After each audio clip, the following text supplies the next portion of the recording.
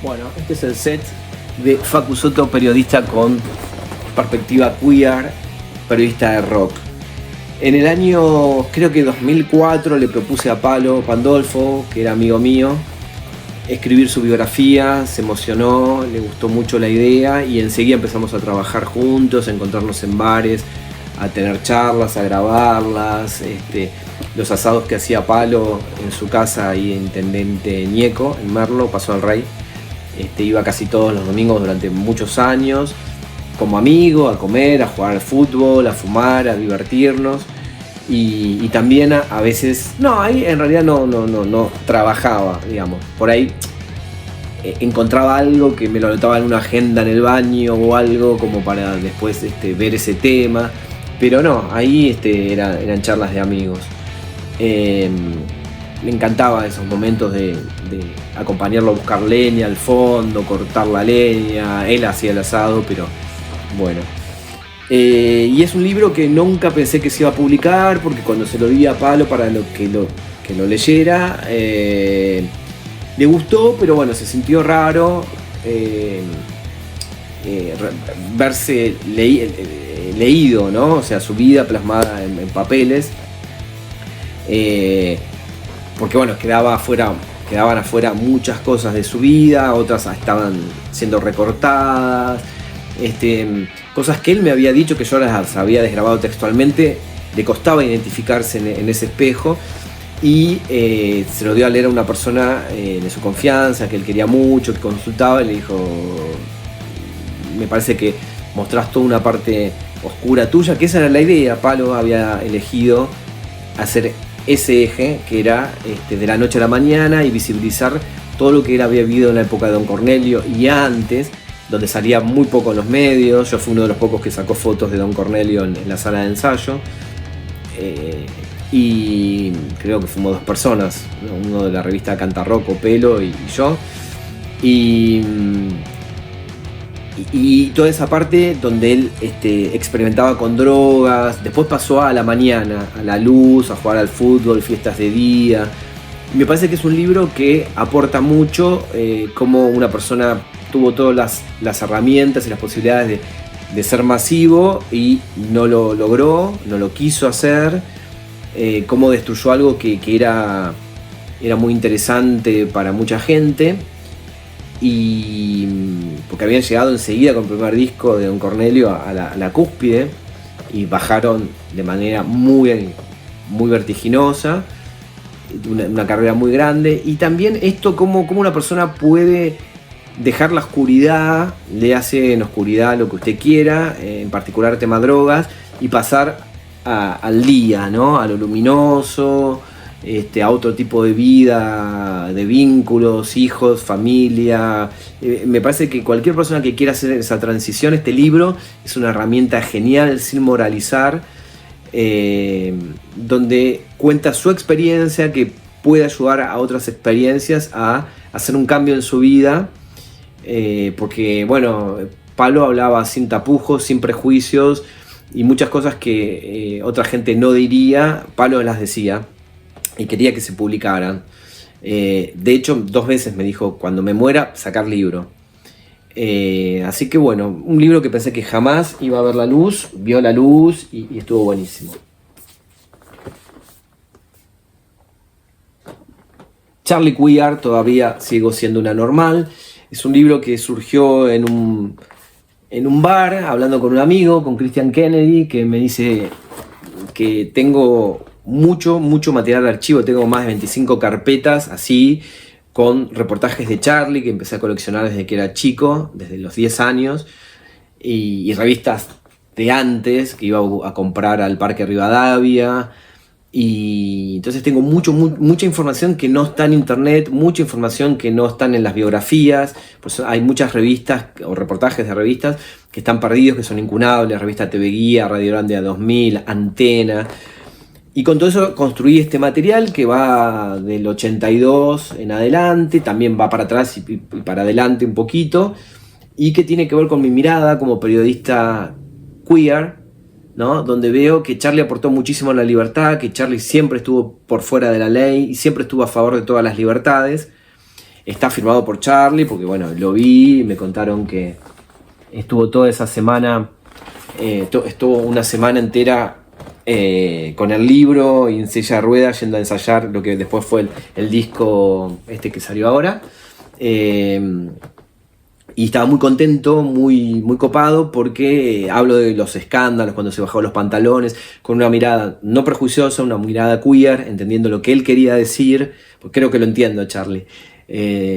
Todas las performances que hizo, y le gustó eso mucho a Charlie, porque dice que rescaté eso que mucha gente no quiere ver, y tal cual.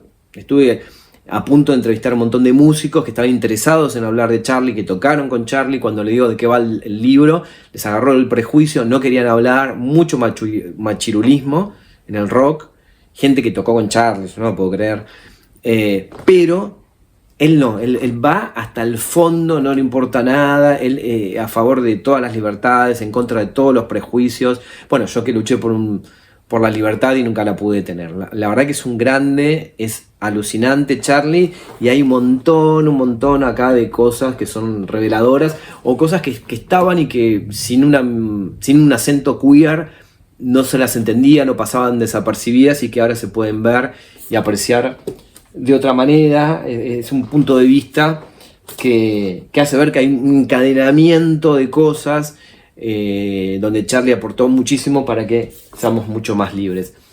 Este es el libro Charlie por Charlie, que es un libro que quedó, es un poco como lo que quedó del otro libro, lo que recorté y quedó afuera. Este es un libro, digamos, de casi 300 páginas, 285. Y este libro salió en Chile. Esta es una tapa tipo Sgt. Pepper's. Y tiene algunas fotos y rarezas. Y es un libro básicamente de cortar y pegar partes de reportajes, que está más basado, esto sí, en sus discos, también del 82, desde que empezó como solista, hasta los 90, hablando más sobre los discos, pero siempre aparece la mirada queer y todos sus aportes a la libertad, ¿no? Está lleno de ese tipo de cosas. Después salió en Argentina por El Brillo, una edición relativamente no mainstream.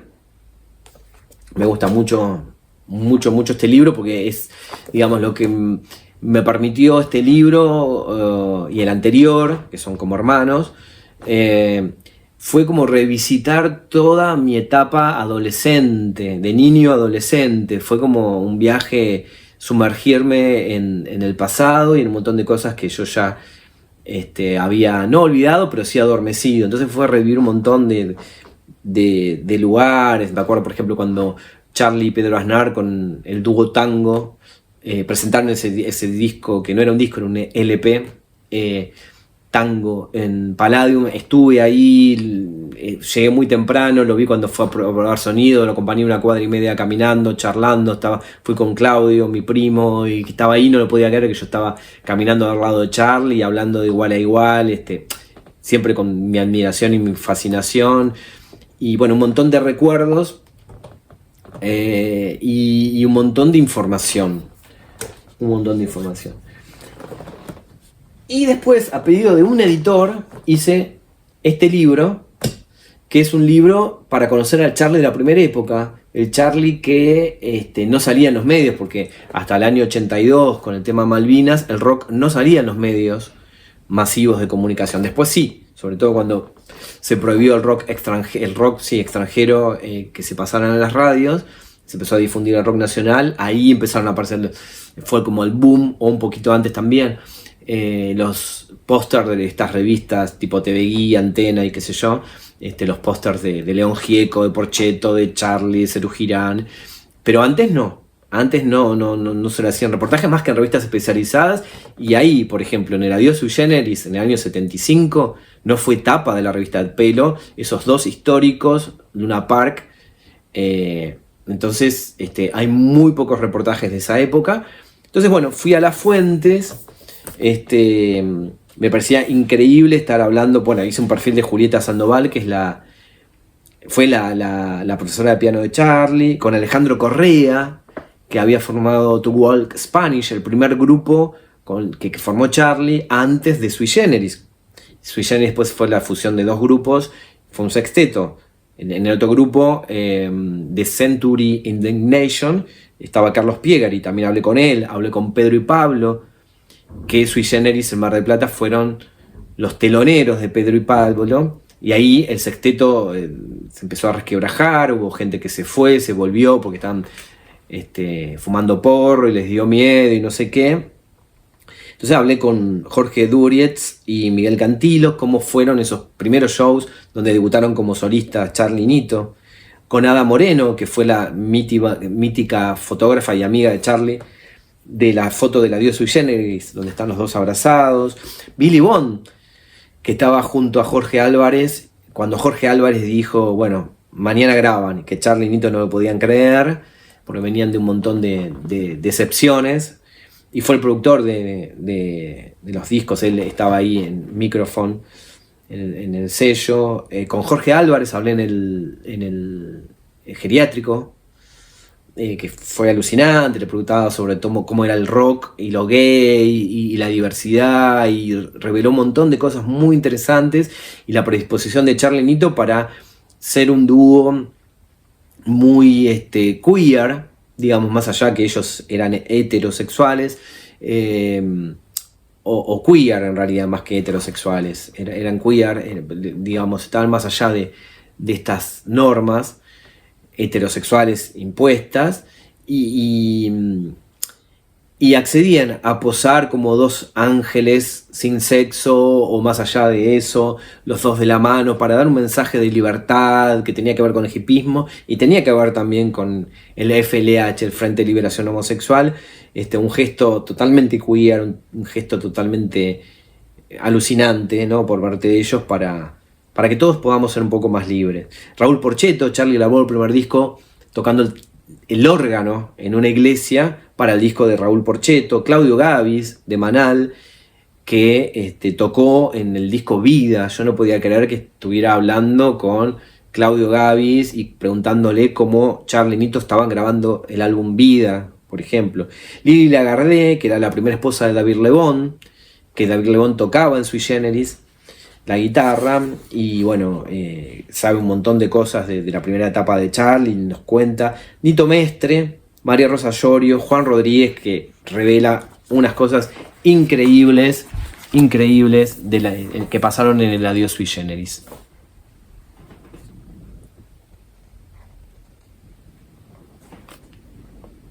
Bueno, seguimos con Charly. Ada Moreno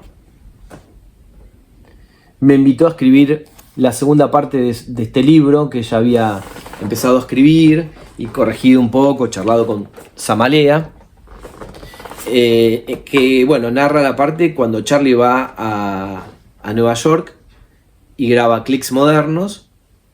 Le toca la puerta a Ada y para unos días en la casa de Ada, pero Charly iba con las cintas, los sintetizadores que se había comprado, la batería Roland electrónica y no sé qué, y le daba miedo porque esa zona era como muy punk. Creo que la puerta no tenía llave, se abría con una patada o algo así, era todo muy punk, en el año 83, en Nueva York. Yo pasé por la puerta de ese lugar hace unos años, 2 años, y está totalmente cambiado, tipo Puerto Madero. Es hermoso lugar, súper seguro, como suelen ser algunos barrios de Estados Unidos, mucho negro y dorado, una cosa increíble. Y Ada es la que le sacó las fotos del sobre interno, que después apareció en el sobre interno de Clics Modernos, que bueno, un flash también, porque yo lo veía ese sobre interno cuando era chico, yo tenía el cassette, y bueno, después haberme hecho amigo de la fotógrafa, increíble. Bueno, yo escribí la segunda parte, la parte que tiene que ver con mi archivo, cómo Clics Modernos fue recepcionado en la Argentina en su momento, ¿no?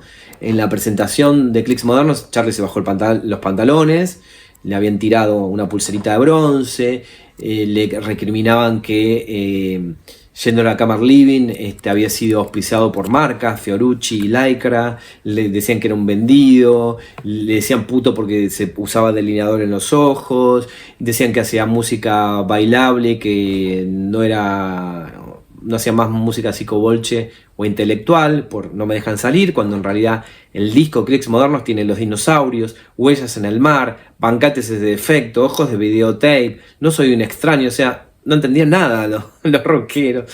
Y bueno, ahora se reconoció como uno de los mejores discos del año, de la década y de la historia del rock.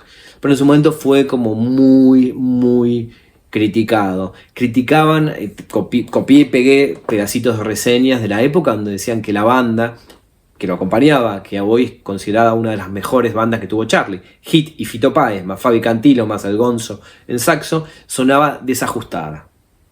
Increíble.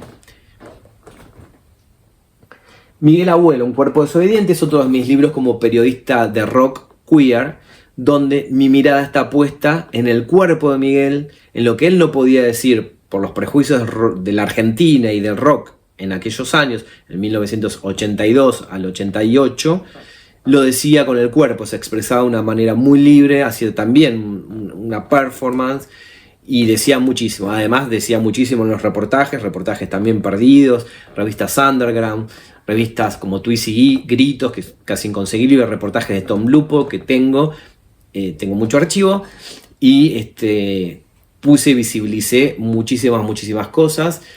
Básicamente está armado con eso. Hablé con algunos abuelos de la nada, no con todos. Algunos aportaron cosas interesantes, otros ni siquiera los nombro ni pongo cosas, porque bueno, a veces la negación y esta cosa no feminista que todavía hay en el rock es muy fuerte, ¿no? Sobre todo, y muy loco, también es difícil de entender, sobre todo cuando eran compañeros, acompañaban a hacer una banda con mucho glam, ¿no? Y ahora, bueno, como que locamente, ¿no? En una época donde tenemos matrimonio igualitario, ley de identidad de género, ley de cupo laboral trans, aunque no se esté cumpliendo, bueno, los prejuicios machistas del rock. Y el libro dice: libertad, arte de los decididos, libertad, nada me ata y sigo vivo, yo soy tu bandera, libertad, yo soy tu bandera. Esto es de una canción que apareció en el disco Vasos y Besos de los Abuelos de la Nada. Yo digo, el cuerpo de Miguel Abuelo es un cuerpo rebelde de las normas impuestas y binarias. Esa es la firma de Miguel, su legado, su práctica constante de subjetivación, lo que lo hace único. Pero no único por sobresalir o por brillar frente a otros uniformados, sino por haberse sacado, o mejor dicho, nunca haberse dejado poner el uniforme. Y Miguel Abuelo dice: hay que bajar el copete humano y volver a la sensualidad, volver a la alegría, volver al afecto. Hay que romper la cáscara. La gente vive envuelta en un miedo permanente y se lo contagia a sus hijos. Les dejan como herencia a los jóvenes la vida gris y miedosa, la sensación permanente de ser culpables de algo. Miguel Abuelo, Un cuerpo desobediente.